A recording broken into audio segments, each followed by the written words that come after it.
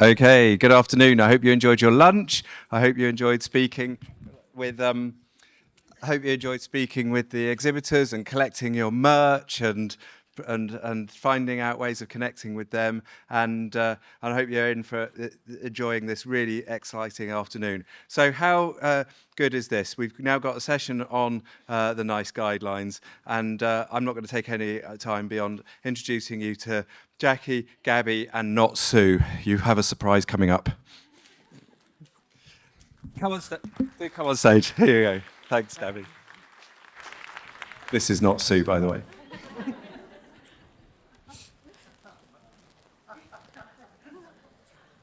Oh, slower than I thought. Take a seat, Mark. Yes, it's not Sue.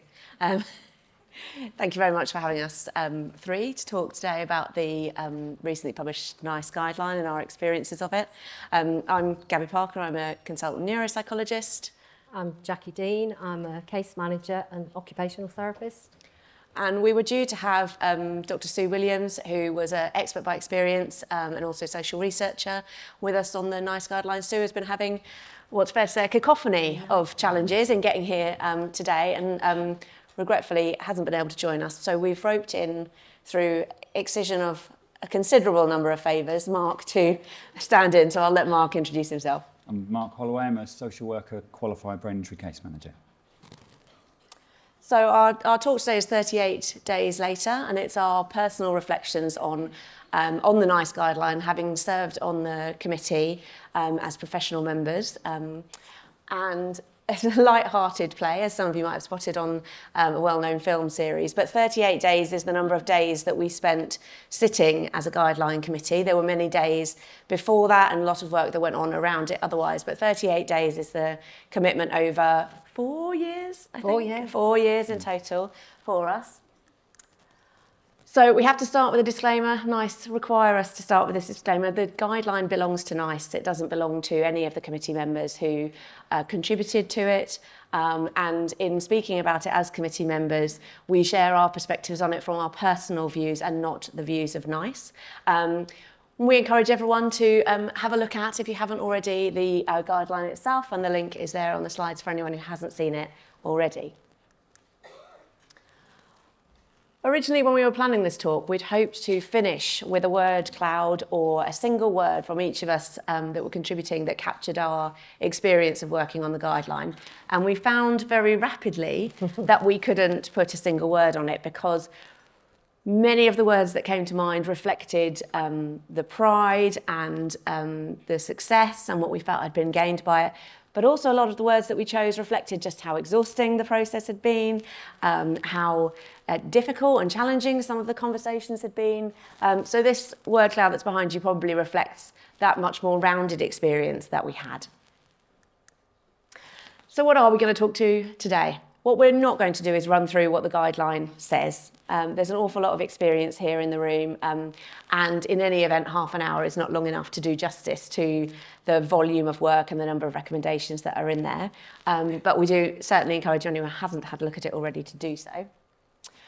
But we're going to reflect on three things: what there is to be celebrated in the guideline, what work we see is left to do, and how we see the guideline making a difference going forwards. When Sue and Jackie and I first thought about how to design this presentation, the thing that was most important for us is that we wanted to speak from a plurality of voices. We wanted to share our individual perspectives, because that very much was the experience of being on the guideline, that all of the voices in the room, coming from really different professional backgrounds and expert by experience backgrounds and research backgrounds from NICE, all of those voices in the room had an equal voice and shared in that experience. And so we hope to replicate a little bit of that today.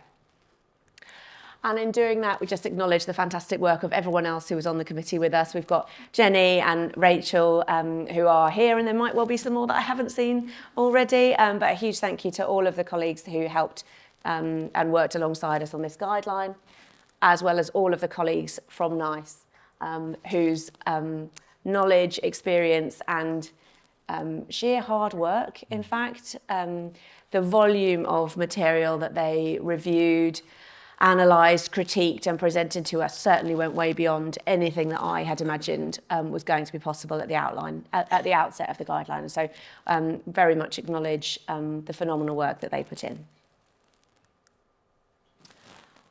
So I'm going to speak first, mostly because I find it difficult to stop talking, about what there is to be celebrated. And there are 4 things that I wanted to highlight. So first and foremost, for me, I think one of the things that is there to be celebrated is the truly lifespan approach that this guideline has taken. There are obvious limitations trying to pull together work from adults, young people and children, but I think by having that inclusion, it gives us a real place to start to think about services that span the lifespan of a person living with a chronic neurological condition. I think the focus on integrating mental health and physical health into rehabilitation is there to be celebrated. I'm really glad to see that we were able to include talking therapies, the provision of talking therapies and a range of talking therapies into the guideline, and that we could make specific reference to cognitive rehabilitation, despite some of the challenges in the research that meant that some of the research that we would have liked to include didn't quite make NICE threshold. Mark, I'm sure, would love to talk about this next point more than me. It is something that is close to his own heart, but the explicit recognition that there are some people post-brain injury, some people with neurological conditions, who, by the very nature of their needs, find it more difficult to access services and to engage with standard rehabilitation approaches. And for me, one of the things to be celebrated is that the guideline makes explicit that it's the responsibility of services to sort that out, not the responsibility of the person. And finally, there's always more that we could have done, I think, to include and embed EDI principles into the guideline, but there are, for people who've spotted it closely, conscious and explicit references to culture and diversity and needing to take into account those needs within the guideline. And for me, that was something really to be celebrated. So I'll pause and hand you over to Jackie for her reflections. Thank you. And again, I would echo that I think there is much to be celebrated within the guideline. There's still a lot to do, as we'll discuss, but there's much to be celebrated. And particularly given the extensive scope of the guidelines, because remember, this is for chronic neurological disability, including a wide range, and brain injury kind of on the end. But I have to say, bulk of the conversations we had related more to brain injury, I think, than the others. But recommendations we made had to fit all those disabilities. So as a case manager in practice, I think perhaps one of the most important things for me is the recognition that people should always have had a single point of contact within their rehabilitation pathway, and that those with more complexity should have a key worker, and for those who have even more difficulty in controlling and looking after their own rehabilitation, the concept of a complex case manager to follow them across domains and across services. And that's a major structural framework difference, which I think will make incredible differences into the future. And it recognised that they were recognising that there were gaps in services. I remember one of the early meetings when they often would, the nice people, very nice people, would say, so how does brain injury, how do these people's problems differ from standard pathway? And we'd all kind of look at one another and smile and think, what standard pathway for brain injury? So this is really important. And the recognition that there are gaps in services that vulnerable individuals will fall through without that kind of support. And the other area of celebration for me was that of early intervention. We still have a very medical model, don't we, in terms that people have to wait for diagnosis before they access services. And this recognises that takes too long, and people have needs that should be addressed earlier on. So it takes a little bit away from that absolute need for diagnosis and a suspicion that people have difficulties functionally that are experiencing and their families are experiencing, that they should have access to services at that early stage. And so, Mark. Thank you. I've 25 minutes notice of doing this talk, and I've seen the slides and they're now behind me. So you can see what Sue wanted to say, and I'm going to have to crane my neck to do that. Well, it's a real shame Sue's not here, because you would have enjoyed Sue's company and presence. She was a very senior researcher before her brain injury, an astonishingly intelligent woman whose contribution was not peripheral or marginal. And her and Yvonne, the other expert by experience on the group, were key and central to everything we did. And Sue had a brilliant way of saying, is this what we're saying? And for other people in the room to say, yeah, that is, thank you. So what Sue wanted to celebrate was that her experience and the expert by experiences on the group was actually really positive. They felt that genuine part of the group and genuinely integrated. So rather than being an add-on to the group, we're actually a core component. And I think with something this complex, it shows that that can be done. So for those of us who want to take research, and we're very keen that we ensure that experts by experience are part of that process and drive the questions and everything, it can be done. It makes things more complex, but it can be done. And she brought an emphasis, Sue, I think, on the lifelong and changing and fluctuating nature of brain injury, because she was able to give thought to her own condition over time and how her needs had differed over that time frame. And she was extremely keen on the contact of a single point of contact, to not have to keep chasing your way back into services. And what Sue noted, and that we all agreed on, which has been spoken about already, is that we agreed even when things were difficult. So even when the evidence base was really thin and we're in a room full of people with very different experiences, we managed to find a thread to pull together, to come up with some body of words which reflected the evidence as it stands and the experience in the room, be that of experienced clinicians or of people, experts by experience. And Gabby won't say it, but actually Gabby was the one who summarised everything. And in the end, it got so bad that during the meetings, we just go, Gabby, what have we all been saying? And Gabby would come up with one sentence, which we'd been going around for 40 minutes discussing. So I'm not surprised that Sue found it inclusive, because the people in the room are brain injury rehabilitation professionals, and you can't do that job without integrating everyone's voice. It's a normal part of what you do if you do it successfully. When you try a top-down approach in neuro rehab, it fails. So I think that that's reflected in the way Sue experienced being on the group. Thank you. 25 minutes prep he had for that. Very impressive.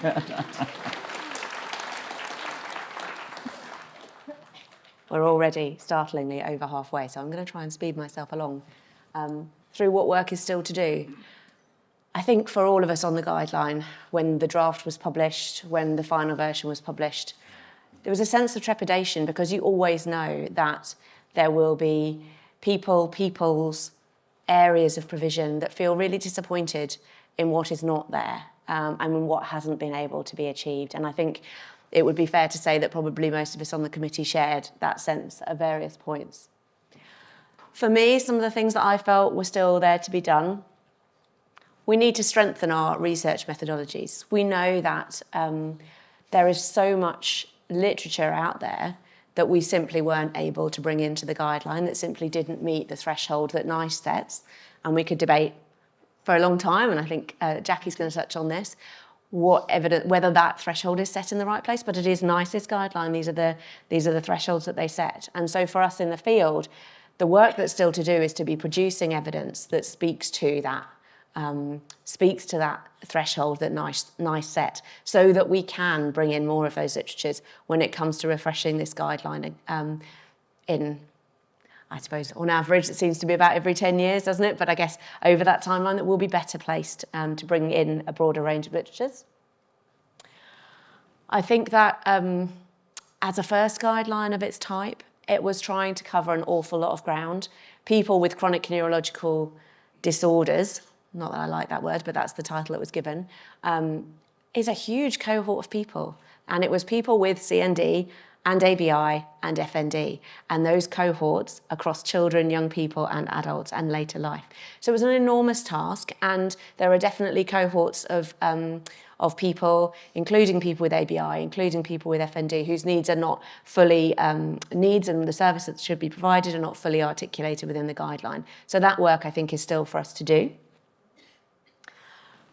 Inevitably, there is always the question that comes back from a NICE guideline of how are we going to deliver this You know, we've got significant resource constraints. We've heard about those, you know, in sessions this morning from health economics, from political perspectives. We've heard about the constraints that we have. How are we going to deliver this? That work is very much still to do. And I won't spill over into our hopes for the future. I'll pause there and hand you over to Jackie. Okay, I wanted to echo Gabby's comments about the need for further research. There were so many areas that we wanted to address, and the research wasn't there to support at the level that NICE needed it to be. But I was delighted to see that qualitative research was included, and I think that was probably one of the first, if not the first, NICE guideline where that was given weight, which I think gives us hope as well, because it's very hard to do random controlled trials out in the community, but qualitative research is growing and as an evidence base, so please keep that going. But given that there was that lack, I also learned about the weight of consensus. There were a lot of brains and a lot of shared views in that room, and the power of that was incredibly important in getting some of the recommendations over the line. And I want to put in that the consultation process is equally as important. So I would encourage you that if you see things out there, and this reflects in the work of Occupational, doesn't it, as well, that we partake in those things. Your voice, you may not feel, and there were times when I felt a complete imposter in this process. Why am I here? What do I know? But you do know. You are working, and your practice forms evidence, and the evidence is influencing process. So I think it's really, really important. We've mentioned that the recommendations will take time to embed. Change will be slow, but we've now got a backbone of recommendations that we can use and quote from. We heard the Minister this morning talking about the weight they put on NICE guidelines in looking at their work, and I think we should be promoting and advocating for our clients against that best practice. And I just feel that many of the research recommendations that are attached to the guidelines that came out also give us weight. And there is funding. We've heard about the NIHR. There's lots of, but it feels good. I think there are a lot of bodies. There's Babicon, the CMS UK, Headway. People are researching evidence, but more than that, they're coming together to support evidence. So there are, I can't remember how many recommendations there are in the guidelines. Test one. But Many. But there are many, and they're places where we could put money. And particularly with children, I'm looking at Jenny here, because the dearth of evidence for children, that was really hard, wasn't it? So, yeah.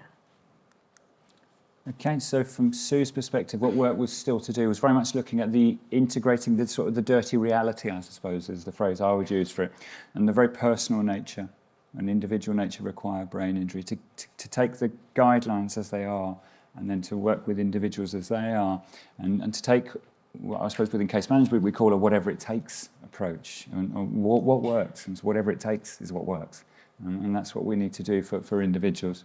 Sue was minded also of the need to seek and create evidence which was not typical, so not randomised control trial evidence. How do we develop evidence which is considered highly valued and able to inform guidelines if we don't have 40,000 people on a randomised control trial, which I think is, well, would be immoral with neurorehab, so let alone impossible to do. So that we've got work to do there, but we are doing that. There are people in this room doing that, and the more we come together, as Jackie said, the more we will do that.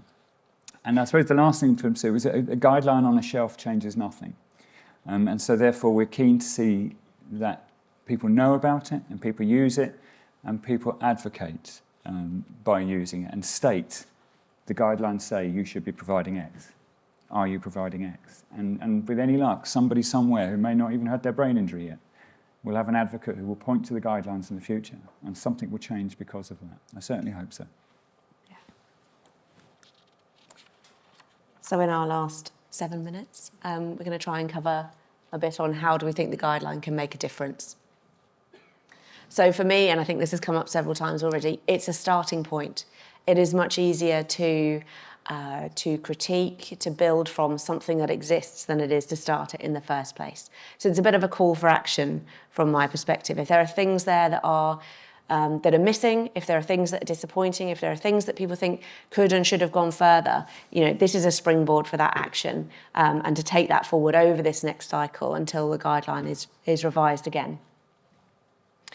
I think one of the things that we can do going forward to make a difference is use the benchmarking tools within our services. So within my own NHS services already, we're benchmarking where we are now and where we'd like to be against this guideline. The gap is considerable, and I count myself lucky to be working in a service where there is neurorehabilitation provision for people with ABI in the area that I live. There are areas where that won't exist at all. So I think the opportunity to benchmark, to audit and try to grow from this guideline is a way that we can make a difference.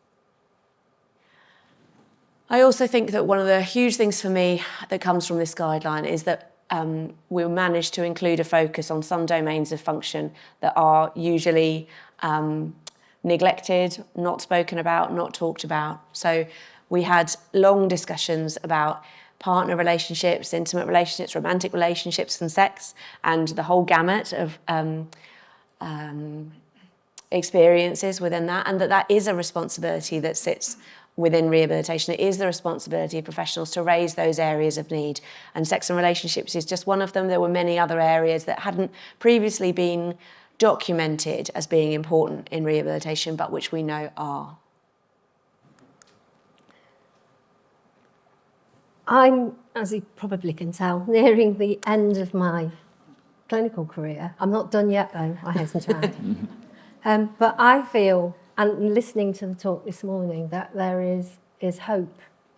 I think that this guideline provides us with a legacy of hope, along with all the other things that are happening at the moment. I think it's really exciting.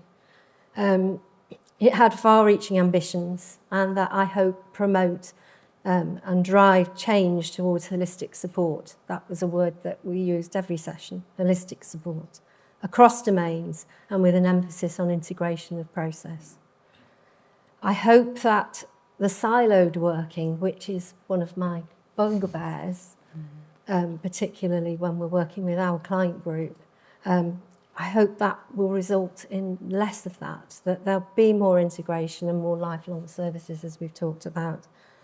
And I hope that they'll assist in a framework development and a roadmap that moves us towards that fully integrated from acute through to community living.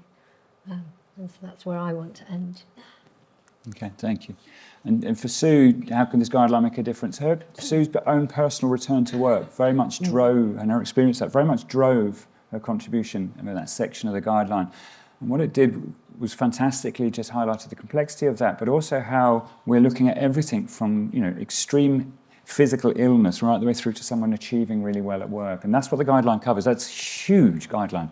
Most guidelines are on a single topic, and this was on every aspect of life. So that was difficult. But Sue was very keen that we didn't lose the vocational component from that. And in terms of falling through the net, I mean, I've been involved too long, and there are people in this room who know, we've done research, there are too many homeless people with brain injury, too many people dying, and there are safeguarding adults reviews about them who are brain injured. There are too many people with brain injuries in our prisons. Perhaps a single point of contact, that kind of case-managed kind of concept or key worker concept, might stop some of that from occurring, that people not being pushed from pillar to post, particularly people who don't even know they need to go and seek support, people who have to have support proactively brought to them. So that's potentially a guideline. And Sue's last point really was very personal, which was that being involved personally changed her life. Being able to integrate her experience of research and everything she knew before brain injury, and then being able to integrate her brain injury and her experience that came after that into this, was something that she found, I think, really, really important and changing for her. And what she won't know, and she wouldn't right here, but what she was, I think, she was a good compass for us. I think she sort of helped show the way sometimes when we were going round and round in circles. I think she sometimes just drew it all back to why are we here, and very usefully. So that's the last I have there. Thank you. Thank you. Okay. How about that for timing? we've barely got time for questions, and there actually haven't been any come through on Slido, so you're kind of off the hook. I thought I could put one in just from my.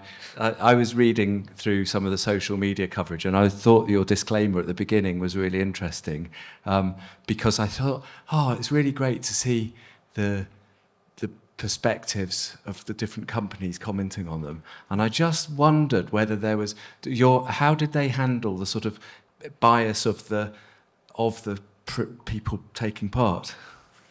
Do you want me to speak to that? So we can't comment on the internal discussions.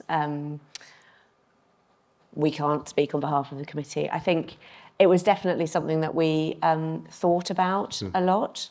Something we were all very mindful of, that everybody who was contributing, both people who were in the committee and people who were stakeholders and consulting, were coming to their comments from a particular perspective, and with a particular set of knowledge. And I suppose part of our job on the committee, and certainly a huge part of the role of NICE, was to think about where those perspectives were coming from and come to a consensus view.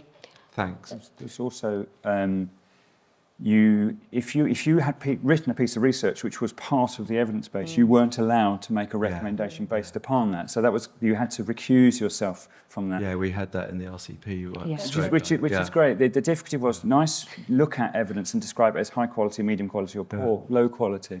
And when you've written things, and about 5 or 6 of them are in there, and they go, yes, this is low quality. And you think, that's my lifetime's work.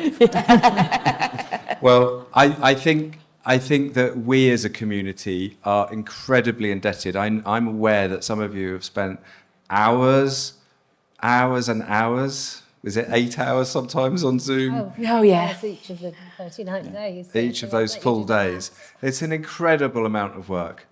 And we are indebted because it's a highly trustworthy document. It is going to enable us to take forward the arguments that have been touched on today.